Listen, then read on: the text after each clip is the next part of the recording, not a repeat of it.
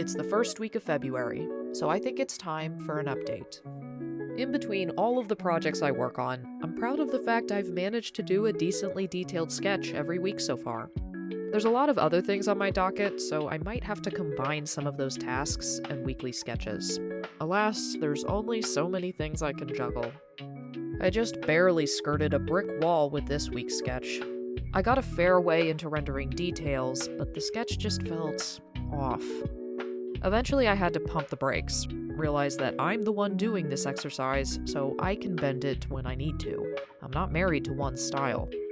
So I decided to take a little bit of a leap with color, and I think it really turned out well. I threw in some added detail to help flesh out textures. This next month, I'd like to try to work on some story-based illustrations, be it sequential art or redesigning film posters. I've been thinking about putting prints of my weekly sketches into my shop as packs, so let me know if that interests anyone. Research continues, as ever, but I've also turned my attention to a possible bonus episode. About 10 months ago, my friends invited me to be a guest on an episode for their private podcast. Doing a show for a live audience and with a co-host was very different, but a lot of fun. I started to audio edit the recording, but it quickly became apparent that I must have sat too close to their mic, and I completely annihilated the audio. So I've just re-recorded the whole episode, and I'll be clipping in my friends' reactions and our conversations. A few months ago, I got an email from Wix announcing that they were once again bumping up their prices.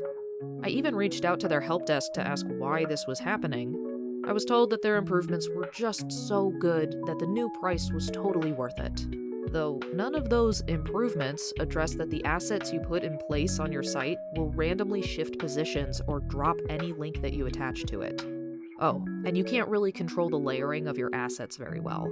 And the fact that you can't zoom in to alter assets, which makes it almost impossible to edit a website's mobile view, and they keep trying to force you to use AI.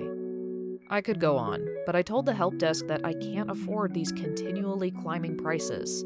They said that I could just step down my website's plan to their bottom tier. I pointed out that this would mean I could no longer charge purchases on my storefront, so I wouldn't be able to earn the money to pay for any plan.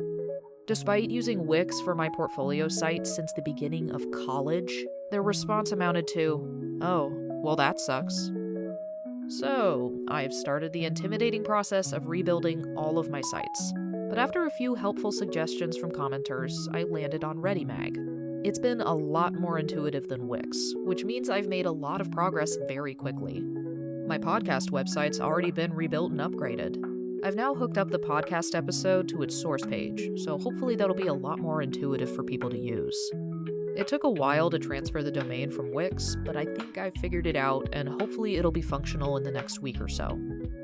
My portfolio website is halfway there, and I'm upgrading that as well. And of course, when the Creative Cauldron, the collection of free artist resources, is up and running, I'll be adding even more links. It'll take a while, but I'll keep you posted. Outside of all that stuff, we weathered a few blizzards, I found a great new coffee shop, I got to pet some stingrays, and Muffin turned 5 years old on the 25th. That's all I have for now, so I'll check back in after February.